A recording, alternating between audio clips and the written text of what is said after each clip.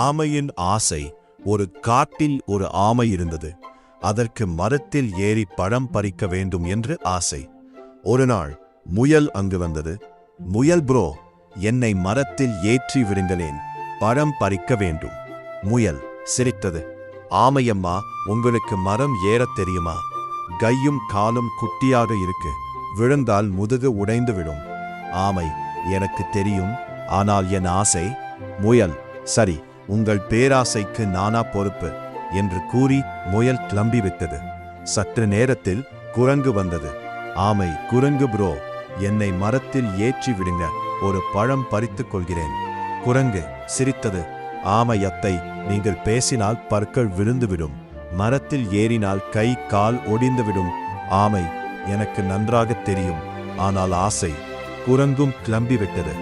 ஆமை மிகவும் வருத்தப்பட்டது. அப்போது ஒரு யானை வந்தது. யானை, ஆமையம்மா, ஏன் கண்ணீர்?